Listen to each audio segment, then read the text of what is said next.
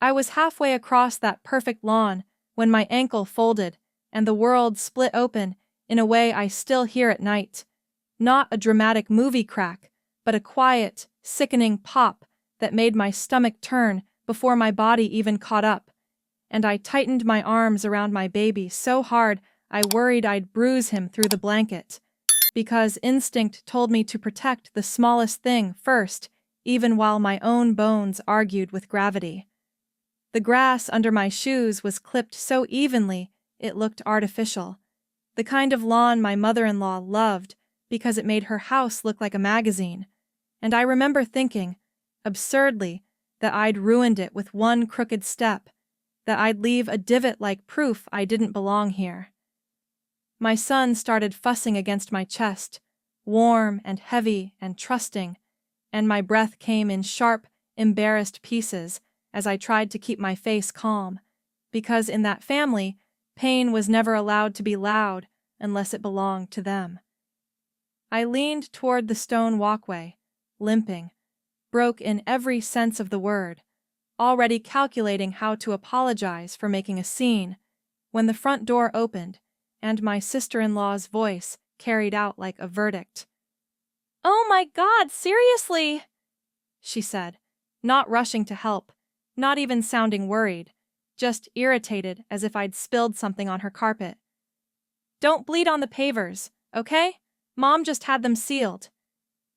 They had offered me support when my husband deployed, and I had said yes because I believed in family the way you believe in a sturdy railing until you put weight on it, and because the rent on our little apartment was due whether my husband was overseas or not, and because I'd been raised to accept help with a smile even when it came with strings.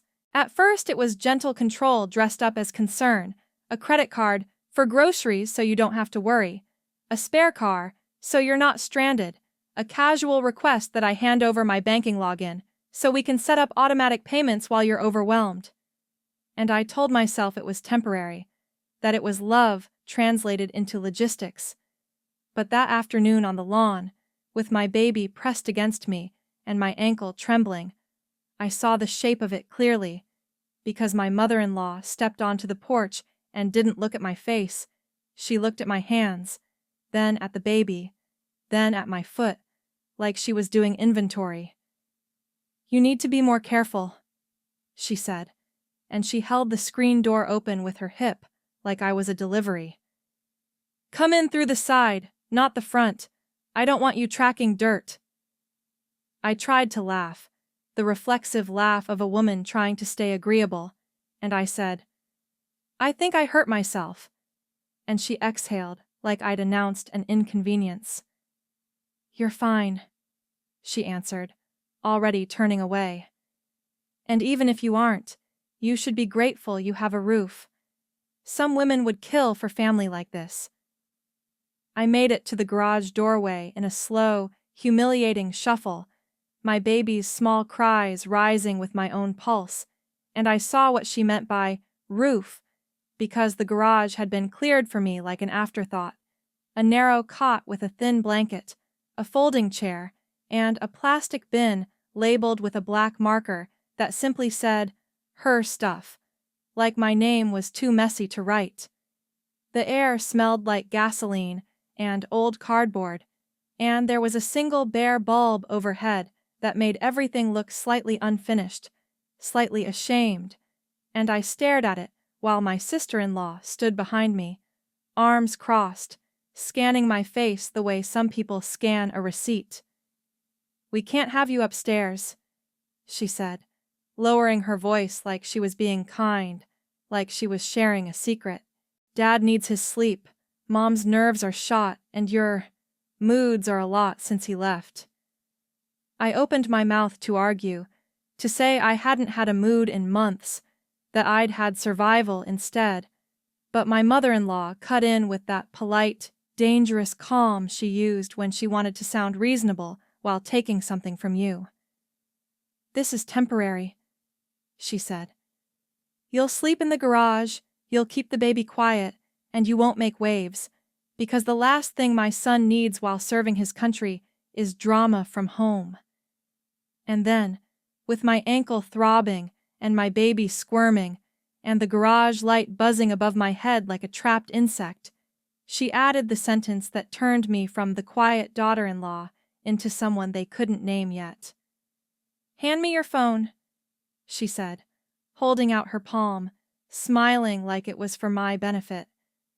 "You're too stressed, and you keep calling people, and people talk, so we're going to keep things simple, and if you're smart, you'll be grateful we're handling everything for you." I stared at her hand, then at my baby's face, then back at the hand again, and I felt something inside me go very still. Not rage exactly, not yet, but clarity, the kind that arrives when you finally accept the truth of what's happening. I placed the phone in her palm because I needed to get through that moment without losing my child, and because I understood, suddenly, that the only way out was going to be quiet and patient and deliberate.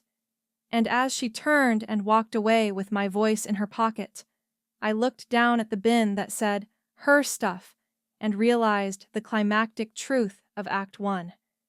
They didn't see me as family they were helping. They saw me as a problem they were storing. By the second week, I understood the rules, even though no one had written them down, because every family like that runs on unspoken law, and mine was simple. Eat last, speak softly, and never remind them you exist unless they ask. My ankle swelled purple and yellow in stages like a slow-burning bruise map, but doctor visits were unnecessary expenses, and when I asked for ice or a brace, my sister-in-law laughed lightly and said, "You're not disabled, don't be dramatic," while my mother-in-law adjusted spreadsheets on her laptop and reminded me that stress injuries happened when women didn't know their limits. My money, what little came in from my husband's deployment pay, was now managed for my own good, parceled out in grocery gift cards that never quite stretched far enough, and every time I asked about my bank account, I was told, "You wouldn't understand the numbers right now," as if motherhood had erased my ability to add. They took the car back after I was late once, limping slower than they liked, and decided walking was healthier for me anyway. Even as winter crept in and the garage grew colder at night, my baby's breath fogging the air while I counted the seconds between the house going quiet and the moment I could finally cry without being overheard. The escalation wasn't loud, it was systematic, and it came dressed as concern, because they controlled my phone calls, my mail, even the way stories about me were told at dinner, and I learned this the night I overheard my sister-in-law on speakerphone saying, "She's unstable since the baby, honestly we're saints for putting up with it," while my mother-in-law nodded along, adding, "We're protecting my son from unnecessary worry." And I stood frozen behind the door, my ankle aching, my child asleep against my shoulder, realizing the first hidden truth was already out in the open. They were building a version of me that justified everything they took. I smiled the next morning when they asked how I was doing. I said, "Grateful," because survival required cooperation, and because somewhere under the silence, something else was forming, something patient and observant, waiting for the right moment to stop smiling and start remembering every detail. The moment everything shifted did not arrive with shouting or slammed doors, but with a voice I hadn't heard in weeks saying my name the way it used to sound, steady and unquestioning. And it happened on a gray afternoon when my ankle had mostly stopped swelling but never stopped hurting, and I was rocking my baby on that narrow cot in the garage, humming quietly because it was the only sound that felt like mine. I heard footsteps I didn't recognize, heavier and slower than my sister-in-law's sharp pacing, followed by the scrape of the side door, and then my father stood there, framed by the cold light, looking older than I remembered, and suddenly very still when he took in the scene as if his eyes needed a second to accept it. He didn't say anything at first, and neither did I, because there are moments when language feels too small, and the silence between us stretched while my baby slept against my chest. His tiny fingers curled into my sweater like proof of something real. My father's gaze moved carefully, from the cot to the bin marked her stuff, to the brace I'd fashioned myself out of an old scarf and stubbornness, and then finally to my face, where I had learned to keep everything neutral, and when he spoke, it was low and even and unmistakably dangerous. "Why?" he asked. "Are you living like this?" They hadn't told me he was coming, because they didn't think they had to, because in their version of events, I was already a problem explained away, and when my mother-in-law appeared behind him with a brittle smile and a rehearsed sigh, I saw the story forming on her lips before she said it out loud. "We're doing our best," she began, placing a hand on his arm like an anchor. "You know how fragile she's been since the baby, and with your son-in-law away, it's been complicated." My father didn't look at her when she spoke, which was the first thing that unsettled her, because he was still looking at me, waiting, giving me something no one else had given me in months, which was time to speak without interruption. I felt my throat tighten, not with panic, but with relief, because I realized this was the ally I hadn't known I was waiting for, and because the truth, once it starts moving, doesn't need to be pushed very hard. "They said it was temporary," I said quietly, choosing each word with care, describing only what could not be denied: the garage, the money management, the phone taken for my own good, the car returned to the driveway and then quietly reassigned, the doctor visits deemed unnecessary, the narrative of gratitude expected in exchange for silence, and my father's jaw tightened. Not with anger, but with recognition, because he had raised me to notice patterns, and this one was familiar. The confrontation unfolded in layers, and the first real crack appeared when my father asked to see my bank statements, a reasonable request that landed like a threat, and my mother-in-law laughed too quickly and said everything was online. Everything was fine, but my father persisted, his voice calm, his posture unchanged, and when my sister-in-law chimed in from the kitchen about how stressful numbers could be for new mothers, he finally turned to look at them, and the room shifted under the weight of his attention. "Then, it should be easy to show me," he replied, and in that moment I saw fear flash across my sister-in-law's face, because arrogance makes people sloppy, and they had assumed I was alone. The truth emerged in pieces that afternoon, not because anyone confessed, but because facts do not bend when you ask them the right questions, and my father, methodical and patient, began to trace the lines they had blurred, discovering late fees that never should have existed, transfers that didn't match household expenses, and small withdrawals taken so regularly they looked almost invisible, like theft disguised as routine. I watched from the doorway, my baby on my hip, as the story they'd written about me began to unravel in real time, and I understood then that this was the turning point, not because everything was fixed, but because it could no longer be hidden. The major secret revealed itself later that evening, after voices had been lowered and smiles had been forced back into place, when my father sat with me alone in the garage, the cold seeping into our bones as if it wanted to listen too, and he told me what he had found that they didn't know he'd seen yet.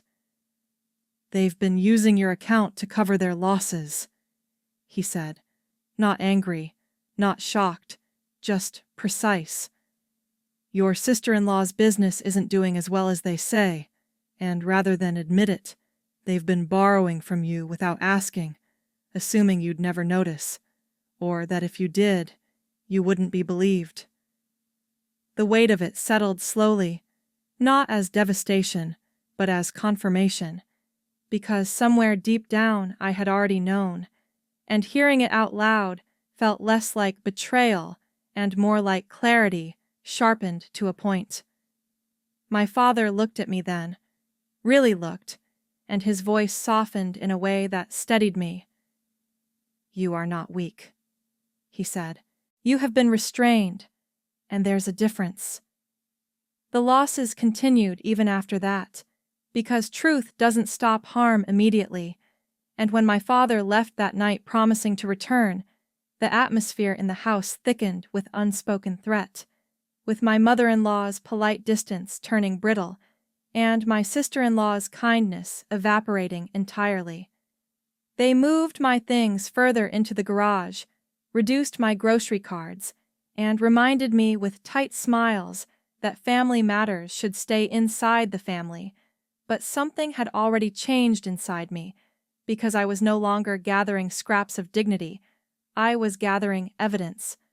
I wrote down dates, amounts, conversations, and small details they never thought mattered, and I did it quietly, steadily, without confrontation, because patience, I had learned, was not passivity, it was preparation.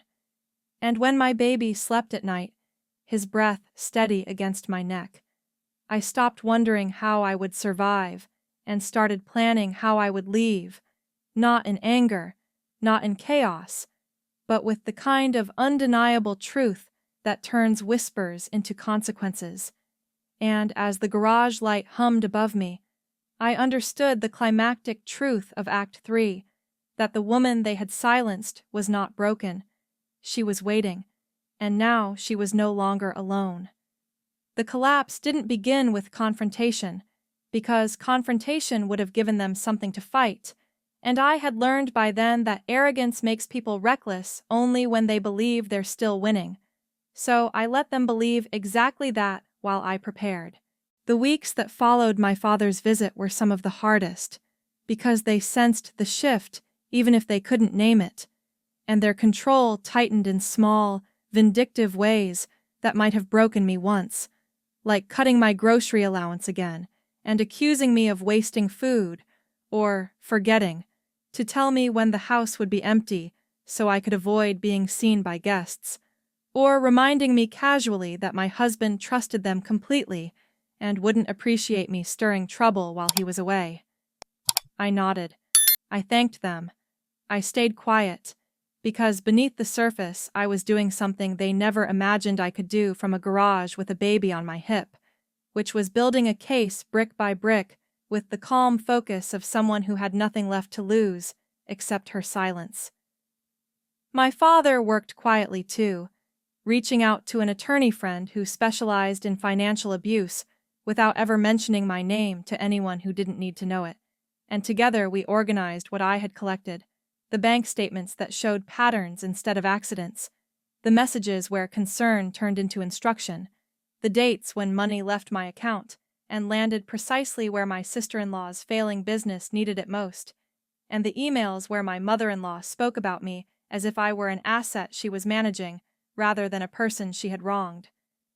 The decisive move came not from anger, but from timing, because my sister-in-law, convinced of her own untouchable position, decided to host a family gathering to celebrate herself, a public display of success meant to silence whispers about her finances, and she invited everyone who mattered, including extended relatives, business partners, and my husband's commanding officer's wife, assuming I would remain invisible, as always.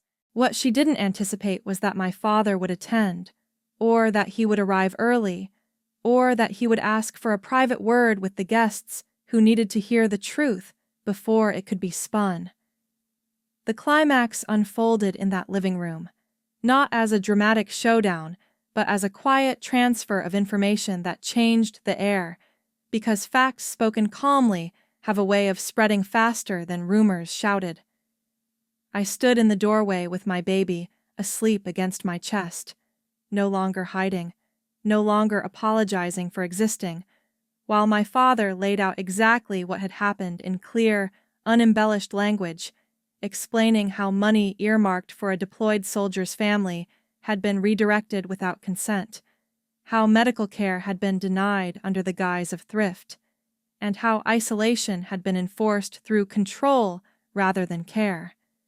There were gasps, there were denials, there were attempts to redirect the conversation toward my supposed instability, but every claim collapsed under documentation, under timelines, under witnesses who now realized they had been lied to as well. And when my sister-in-law finally overreached by accusing me of manipulation in front of everyone, the attorney stepped forward and asked her to repeat that statement slowly, because defamation sounds very different when it's said into a room full of people who have just seen the evidence.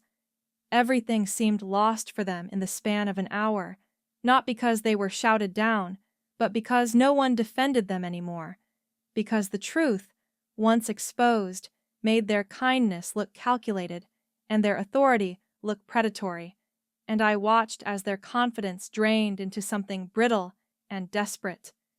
My mother-in-law tried to salvage control by invoking family unity, by insisting we handle this privately, but the room had already shifted, because privacy had been their shield. And now, it was gone. When the final question was asked, when someone wanted to know where exactly the money had gone and whether it would be returned voluntarily or through legal action, the silence that followed was complete and devastating. And I realized then that the greatest challenge I faced wasn't standing there. It was staying composed enough to let the consequences unfold without interference. I said nothing, because I didn't need to, and as my baby stirred and settled again, I understood the climactic truth of Act 4, that strength is not measured by how loudly you fight back, but by how steadily you let the truth do its work.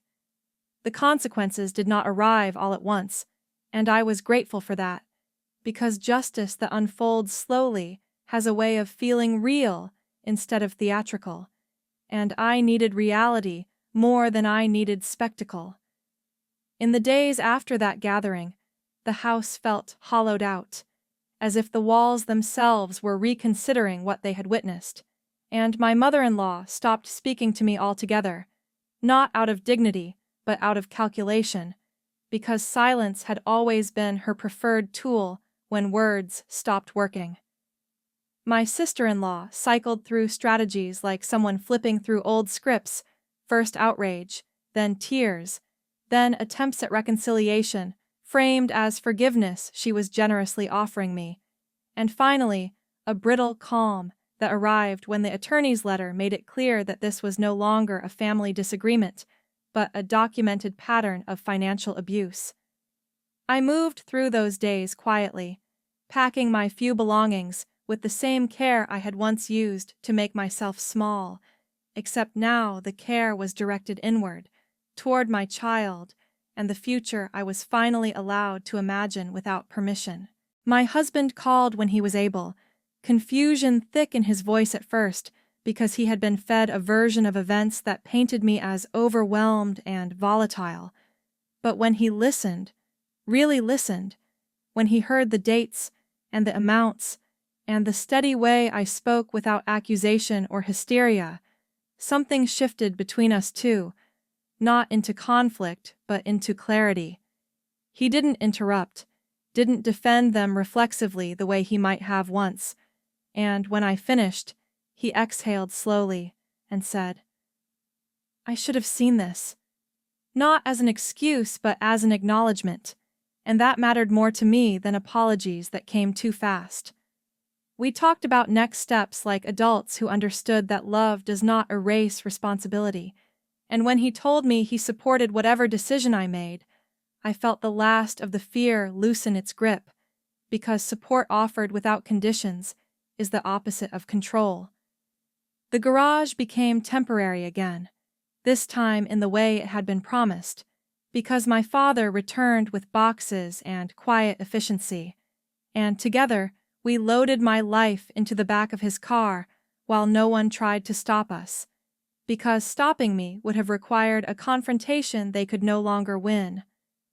I took one last look at the bin marked "Her Stuff," the label now curling at the edges, and I left it behind deliberately, because I no longer needed a container that reduced me to a category, and because walking away sometimes means deciding what not to carry with you. The drive to my father's house was calm, almost surreal, my baby asleep in his seat, the road stretching forward without commentary, and I realized that the absence of chaos felt like a victory in itself. That peace can be dramatic when you've lived without it long enough.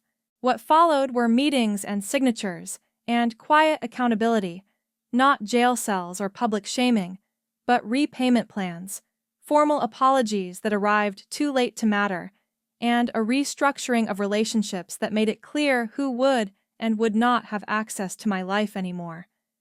Some relatives reached out sheepishly, admitting they had believed the wrong story because it had been easier than asking questions, and I accepted those admissions without warmth or cruelty, because closure does not require reconciliation, only understanding. My sister-in-law's business folded within the year, not because of me, but because it had been propped up by theft instead of sustainability, and my mother-in-law retreated into a smaller world where her authority went unchallenged only because fewer people remained to witness it. And watching that unfold did not bring me joy, just a quiet sense of inevitability, like seeing a storm finally pass after it has exhausted itself. I rebuilt slowly, intentionally, learning to trust my own instincts again after months of being told they were unreliable, and I did it without announcing my progress to anyone who had once doubted me, because growth does not need an audience to be valid. My ankle healed imperfectly, a lingering ache that reminds me of that lawn and that moment when everything cracked open, and I consider it a fair trade, a physical memory that keeps me honest about what I survived and what I will never accept again. I found work that respected my time, childcare that treated my son like a person instead of an inconvenience, and routines that felt like mine.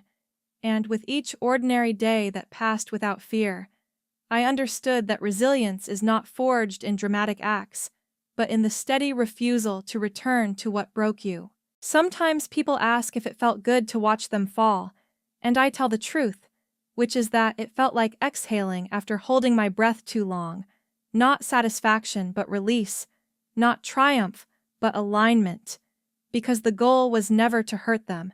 It was to reclaim myself in full view of those who believed I was weak. I did not raise my voice. I did not seek revenge in the way stories often promise, and I did not become cruel to prove I could be strong, because the most powerful thing I did was walk away with my child, my truth, and my future intact, leaving behind a version of myself that had survived by smiling through hunger and silence. If there is a moral to this story, it is not about punishment or vindication, but about the quiet moment when you stop asking for permission to matter, when you recognize that being underestimated is not a flaw, but an advantage, and when resilience finally speaks, not as a roar, but as a steady, unmistakable sound that says, simply and finally, I am done being small.